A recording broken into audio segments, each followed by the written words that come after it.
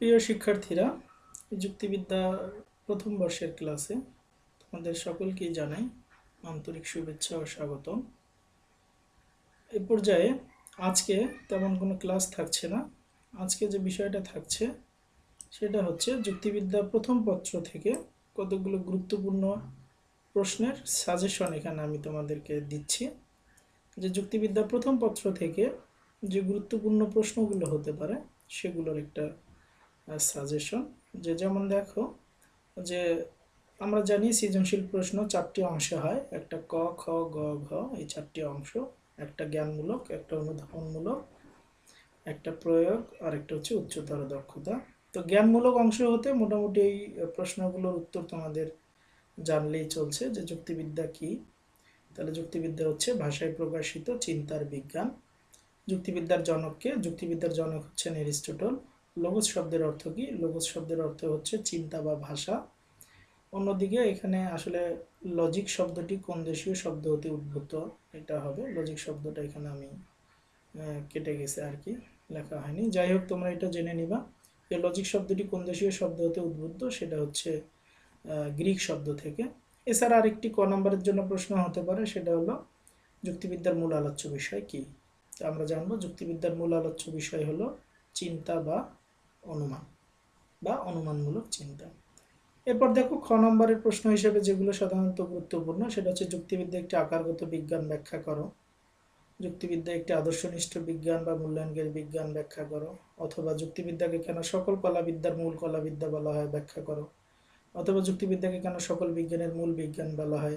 অথবা যুক্তিবিদ্যা একটি ব্যবহারিক বিজ্ঞান, ব্যাখ্যা করো। এটা তো এগুলোর মধ্যে ইম্পর্টেন্ট যেগুলো, সেটা হচ্ছে যুক্তিবিদ্যা একটি আকারগত বিজ্ঞান, এই প্রশ্নের উত্তরটা। পাশাপাশি যুক্তিবিদ্যা একটি আদর্শনিষ্ঠ বিদ্যা বা মূল্যায়নকারী বিদ্যা, এর উত্তর। এছাড়া আরেকটি ইম্পর্টেন্ট, সেটা হচ্ছে যুক্তিবিদ্যাকে কেন সকল বিজ্ঞানের মূল বিজ্ঞান বলা হয়। তো এই প্রশ্নের উত্তরগুলো তোমরা আমার লেকচারে পেয়ে যাবা, বইতেও পাবা। তারপর আমি সংক্ষিপ্ত করে বলছি যে যখন আমরা আকারগত বিজ্ঞান হিসেবে যুক্তিবিদ্যাকে ব্যাখ্যা করতে যাব, তখন প্রথমেই আমাদের যেটা বলতে হচ্ছে সেটা হলো আকারগত বিজ্ঞান কি। তাহলে আমরা জানবো যে বিদ্যা কোনো কিছুর নিয়ম কানুন, আকার, গঠন, প্রকৃতি ইত্যাদি নিয়ে আলোচনা করে, সেটা হচ্ছে আকারগত বিদ্যা। যুক্তিবিদ্যা আমাদের চিন্তার নিয়ম কানুন, গঠন প্রণালী নিয়ে আলোচনা করে, তাই যুক্তিবিদ্যা হচ্ছে একটি আকারগত বিদ্যা। অন্যদিকে দেখো, আদর্শনিষ্ঠ বিদ্যা বা মূল্যায়নকারী বিদ্যা কি। যে বিদ্যা কোনো আদর্শের আলোকে কোনো কিছুর মূল্যায়ন করে, সেটা হচ্ছে আদর্শনিষ্ঠ বা মূল্যায়নকারী বিদ্যা। তো যুক্তিবিদ্যার একটি আদর্শ আছে, সেটা হলো যুক্তিবিদ্যা সত্যকে অর্জন করতে চায় আর মিথ্যাকে বর্জন করতে চায়। এটা যুক্তিবিদ্যার আদর্শ। আর এই আদর্শের আলোকে যুক্তিবিদ্যা মানুষের চিন্তার মূল্যায়ন করে, তাই যুক্তিবিদ্যাকে আদর্শনিষ্ঠ বা মূল্যায়নকারী বিজ্ঞান বলা হয়। পাশাপাশি যুক্তিবিদ্যা কেন সকল কলাবিদ্যার মূল কলাবিদ্যা? কারণ যত বিদ্যাই আছে, সব বিদ্যাই তাদের সত্যতা অর্জনের জন্য যুক্তিবিদ্যার জ্ঞানের উপর নির্ভর করতে হয়। কেন? কারণ যুক্তিবিদ্যা আমাদের সত্য অর্জনের নিয়মকানুন শেখায়। তো যে সকল বিদ্যা আছে, তারা যদি সত্য অর্জন করতে চায়, তাহলে তাদেরকে সেই সত্যতা অর্জনের নিয়মকানুন শিখতে হবে। আর সেটা শেখার জন্য তাদেরকে যুক্তিবিদ্যার উপর নির্ভরশীল হতে হয়। আর তাই বলা হয় যুক্তিবিদ্যা সকল কলাবিদ্যার মূল কলাবিদ্যা, কিংবা যুক্তিবিদ্যা সকল বিজ্ঞানের মূল বিজ্ঞান। কারণ বিজ্ঞানকেও যুক্তিবিদ্যার উপর নির্ভর করতে হয় তাদের নিজ নিজ সত্যতা অর্জনের জন্য।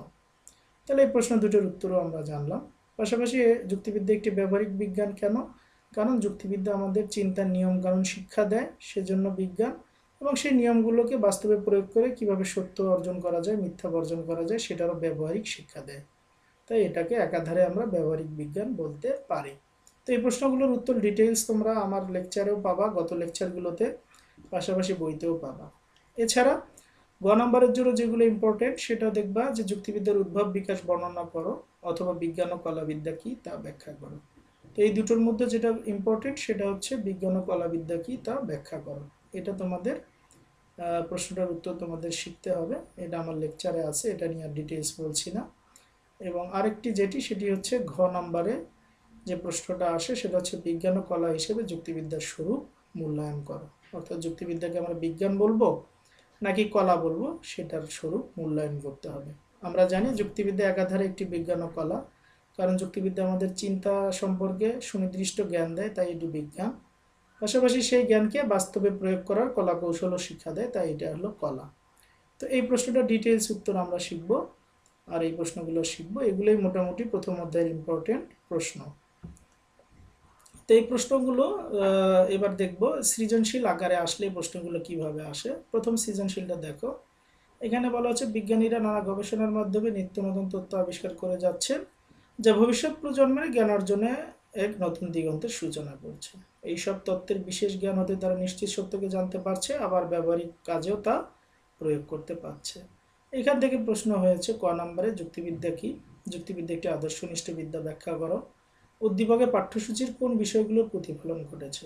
এখানে লক্ষ্য করো, উদ্দীপকে আমরা দেখতে পাচ্ছি যে বিজ্ঞানীরা নতুন নতুন তথ্য আবিষ্কার করে যাচ্ছেন, অর্থাৎ বিজ্ঞানের একটি বিষয় এখানে উল্লেখ আছে। পাশাপাশি সেটাকে ব্যবহারিক কাজে প্রয়োগের কথাও বলা হচ্ছে, অর্থাৎ সেটার একটা কলার দিকটিও এখানে উল্লেখ আছে। তাহলে উদ্দীপকে পাঠ্যসূচির বিজ্ঞান ও কলা বিষয়ের প্রতিফলন ঘটেছে, এটা আমরা বলতে পারি।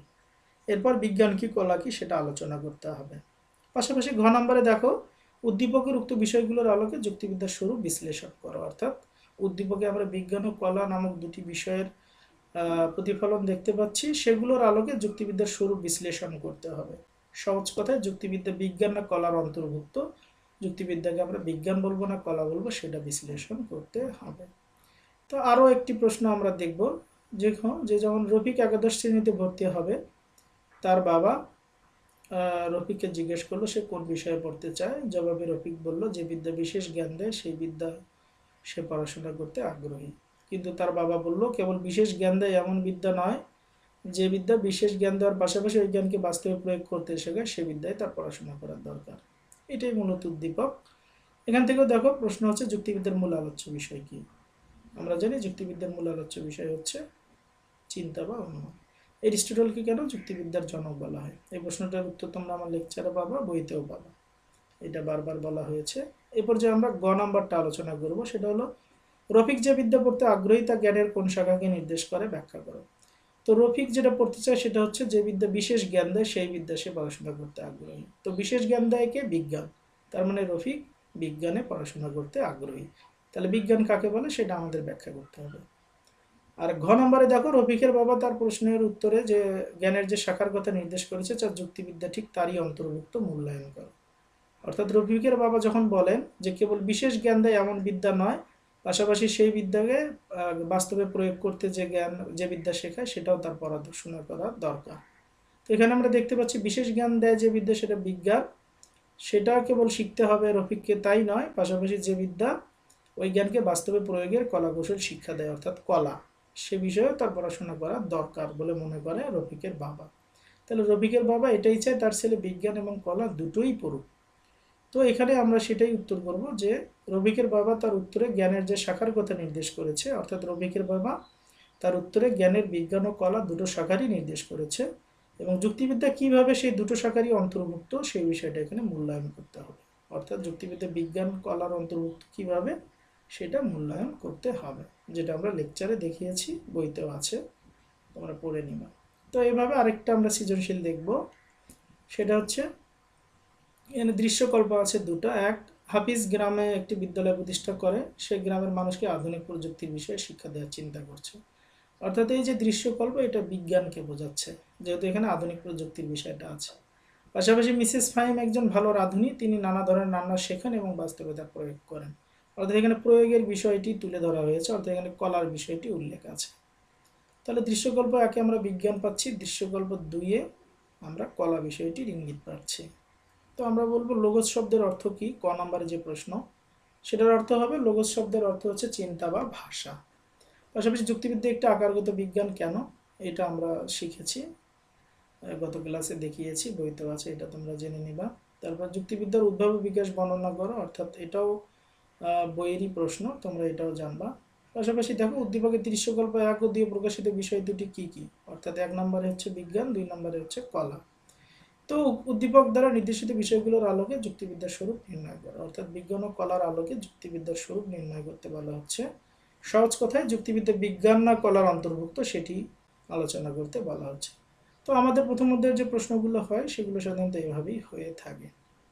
তো শিক্ষার্থীরা আমরা সৃজনশীল প্রশ্নের এই সিস্টেমটা জানলাম, মডেলগুলো জানলাম। এ পর্যায়ে কিছু এমসিকিউ প্রশ্ন দেখার চেষ্টা করব। সেটা দেখো যে পরোক্ষ জ্ঞানের অন্যতম বাহন কোনটি? 1 নাম্বার বহু নির্বাচনী প্রশ্ন। এটা হচ্ছে পরোক্ষ জ্ঞানের অন্যতম বাহন হচ্ছে অনুমান। অন্যদিকে এরিস্টটল প্রদত্ত যুক্তিবিদ্যাকে কি বলা হয়? অর্থাৎ এরিস্টটল প্রাচীন যুগের দার্শনিক, সে সময় তিনি যুক্তিবিদ্যার অবরোহ পদ্ধতির উপর গুরুত্ব আরোপ করেছেন, তাই এরিস্টটল প্রদত্ত যুক্তিবিদ্যাকে বলা হবে অবরোহী যুক্তিবিদ্যা। 3 নাম্বার, যুক্তিবিদ্যা একাধারে একটি বিজ্ঞান ও কলা, উক্তিটি কোন কোন যুক্তিবিদের? এটা আমরা দেখেছি, যুক্তিবিদ অলড্রিস কেবল যুক্তিবিদ্যাকে কলা বলেছেন, অন্যদিকে মিল এবং হোয়াইটলি দুজনই যুক্তিবিদ্যাকে একাধারে একটি বিজ্ঞান ও কলা বলেছেন। তাহলে সঠিক উত্তর হচ্ছে 1 ও 2, অর্থাৎ ক নাম্বারটি। এরপর যুক্তিবিদ্যার মূল আলোচ্য বিষয় কি? আমরা জানি যুক্তিবিদ্যার মূল আলোচ্য বিষয় হচ্ছে অনুমান বা চিন্তা। তো এখানে যেহেতু অনুমান আছে, তাহলে আমরা বলবো যুক্তিবিদ্যার মূল আলোচ্য বিষয় হচ্ছে অনুমান। তারপর আরোহী যুক্তিবিদ্যার একনিষ্ঠ সমর্থক কে? আরোহী যুক্তিবিদ্যার একনিষ্ঠ সমর্থক হচ্ছেন যুক্তিবিদ মিল। তিনি আরোহ পদ্ধতির উপর যথেষ্ট গুরুত্ব আরোপ করেন। অন্যদিকে যুক্তিবিদ্যার উৎপত্তি কোথা হতে? যুক্তিবিদ্যার উৎপত্তি এখানে দেখো, এই যে বিষয়গুলো আছে এগুলোর মধ্যে দর্শন হতে যুক্তিবিদ্যার উৎপত্তি। আমরা জানি দর্শনের মূল্যবিদ্যা শাখার অন্তর্ভুক্ত যুক্তিবিদ্যা, তাই এই প্রশ্নের উত্তর হবে দর্শন। এই পর্যায়ে দেখো 7 নম্বর প্রশ্ন, যুক্তিবিদ্যা কোন ধরনের চিন্তা নিয়ে আলোচনা করা হয়? আমরা জানি যুক্তিবিদ্যা অনুমানমূলক চিন্তা নিয়ে আলোচনা করা হয়, তাহলে উত্তর হবে গ। তারপর এরিস্টটল কোন দেশের অধিবাসী ছিলেন? এরিস্টটল ছিলেন গ্রিক দেশের অধিবাসী, এটারও উত্তর হবে গ। যুক্তিবিদ্যা কলা ও বিজ্ঞান উভয়ই বলেছেন কে কে? আমরা জানি মিল ও হোয়াইটলি যুক্তিবিদ্যাকে বিজ্ঞান ও কলা উভয়ই বলেছেন, তাহলে সঠিক উত্তর হবে ক নম্বরটি। এছাড়া 10-এ দেখো, এরিস্টটলের যুক্তিবিদ্যা সম্পর্কিত বইটির নাম কি? আমরা জানি এরিস্টটলের যুক্তিবিদ্যা সম্পর্কিত বইটির নাম অর্গানম। অর্গানম যেহেতু গতে আছে, তাহলে এটা হবে উত্তর। 11 নম্বর প্রশ্ন দেখো, যুক্তিবিদ্যা হলো একটি আদর্শনিষ্ঠ বিজ্ঞান, একটি ব্যবহারিক বিজ্ঞান, একটি আকারগত বিজ্ঞান। তো আমরা জানি যুক্তিবিদ্যা আকারগত বিজ্ঞানও, ব্যবহারিক বিজ্ঞানও, আবার আদর্শনিষ্ঠ বিজ্ঞানও, তাহলে এটার সঠিক উত্তর হবে ঘ, অর্থাৎ 1, 2 ও 3 সব কয়টি। তারপর মধ্যযুগীয় যুক্তিবিদ কারা? মধ্যযুগীয় যুক্তিবিদ হচ্ছেন কিছু মুসলিম দার্শনিক আছেন, তাদের মধ্যে এখানে আমরা দুজন পাচ্ছি, আল-ফারাবি, ইবনে সিনা, এরিস্টটল প্রাচীন যুগের, তাই এটার উত্তর হবে খ। দুঃখিত, এটার উত্তর হবে গ, যে আল-ফারাবি ও ইবনে সিনা 2 ও 3, এটার উত্তর হবে গ। তাহলে মধ্যযুগীয় যুক্তিবিদ হচ্ছে আল-ফারাবি ও ইবনে সিনা।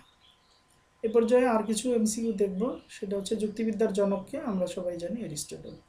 তারপর লোগোস শব্দের অর্থ কি? লোগোস শব্দের অর্থ হচ্ছে চিন্তা বা ভাষা, এখানে যেহেতু ভাষা আছে, তাহলে এটা হবে উত্তর সঠিক। যুক্তিবিদ্যার উৎপত্তি কোন যুগে? আমরা জানি যুক্তিবিদ্যার উৎপত্তি প্রাচীন যুগে, তাহলে এর উত্তর হচ্ছে ক। যুক্তিবিদ্যা শুধুমাত্র একটি কলা, কে এই মতটি পোষণ করেন? এই মতটি পোষণ করেন কেবল অলড্রিস, তো ইনি ঘতে আছেন, তাই এই প্রশ্নটির উত্তর হচ্ছে ঘ। আরোহী যুক্তিবিদ্যার দুজন চরম সমর্থক হলেন বেকন ও মিল। যুক্তিবিদ কবি আরোহীর উপর ততটা গুরুত্ব দিয়েছেন, কিন্তু তাদের মধ্যে যারা চরম সমর্থক তারা হচ্ছেন বেকন ও মিল। তাহলে এই প্রশ্নটার উত্তর, যেহেতু বেকন ও মিল 1 ও 2 আছে, তাহলে এই প্রশ্নটার উত্তর হবে ক। গাণিতিক যুক্তিবিদ্যার জনককে? গাণিতিক যুক্তিবিদ্যার জনক হচ্ছেন লাইবনিজ। লাইবনিজ যেহেতু ঘতে আছেন, তাই এই প্রশ্নটির উত্তর হবে ঘ। এই পর্যায়ে আমরা আর কিছু এমসিকিউ জানবো, সেটা হচ্ছে এখানে একটা উদ্দীপক আছে, উদ্দীপকটিতে হচ্ছে জন স্টুয়ার্ট মিলের প্রদত্ত যুক্তিবিদ্যার সঙ্গে যুক্তিবিদ্যার দুটি মূল বৈশিষ্ট্যের সন্ধান পাওয়া যায়, এছাড়াও যুক্তিবিদ্যার আরও কতগুলো বৈশিষ্ট্য রয়েছে। ছোট্ট একটা উদ্দীপক, এখান থেকে 20-21 নং প্রশ্নের উত্তর আমাদের করতে হবে। তো যুক্তিবিদ্যা কোন ধরনের বিজ্ঞান? 20 নম্বর প্রশ্ন হচ্ছে যুক্তিবিদ্যা কোন ধরনের বিজ্ঞান নয়? এই নয়টা ভালো করে মাথায় রাখো, যে যুক্তিবিদ্যা কোনটি নয়। আমরা জানি যুক্তিবিদ্যা আকারগত বিদ্যা, এটা ঠিক আছে। আমরা জানি যুক্তিবিদ্যা বস্তুগত বিদ্যা, এটাও ঠিক আছে। আমরা জানি যুক্তিবিদ্যা ব্যবহারিক বিদ্যা, এটাও ঠিক আছে। কিন্তু যুক্তিবিদ্যা বর্ণনামূলক বিদ্যা নয়, কারণ যুক্তিবিদ্যা চিন্তার বর্ণনা করে না, বরং মূল্যায়ন করে, তাই এটার উত্তর হবে ঘ। তারপরে আছে যুক্তিবিদ্যা কি? এখানে 21 নম্বরে, সেখানে দেখো 3টা বি অপশন আছে। যুক্তিবিদ্যা একটি বিজ্ঞান, এটাও ঠিক আছে। যুক্তিবিদ্যা একটি কলা, এটাও ঠিক আছে। যুক্তিবিদ্যা একটি বিজ্ঞান ও কলা উভয়ই, এটাও ঠিক আছে। তাহলে এটার উত্তর হবে ঘ, অর্থাৎ সবগুলোই ঠিক আছে। 22 নম্বর প্রশ্ন, যুক্তিবিদ্যা শুধুমাত্র একটি কলা, এই মতকে পোষণ করেন? আমরা জানি এই মত পোষণ করেন যুক্তিবিদ অলড্রিস, তাহলে এটাও ঠিক আছে। আর চিন্তা ও অনুমানের বাহন হলো যুক্তি, যুক্তিবাক্য, ভাষা, এই 3টার মধ্যে কোনটা চিন্তা অনুমানের বাহন? আমরা জানি চিন্তা বা অনুমানের বাহন হলো যুক্তি, তাহলে সঠিক উত্তর হবে ক। আর সর্বশেষ দেখো এই সিস্টেম অফ লজিক গ্রন্থটির লেখককে।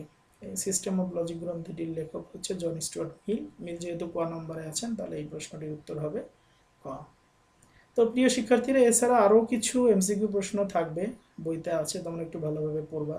যেমন অ্যান ইন্ট্রোডাকশন টু লজিক গ্রন্থটি কার, তারপরে ইন্ট্রোডাকশন টু লজিক গ্রন্থটি কার, এইগুলো তোমরা জানবা। পাশাপাশি কে যুক্তিবিদ্যাকে কেবল বিজ্ঞান বলেছেন, কে যুক্তিবিদ্যাকে কেবল কলা বলেছেন, কারা যুক্তিবিদ্যাকে বিজ্ঞান ও কলা উভয়ই বলেছেন, এগুলো জানবা।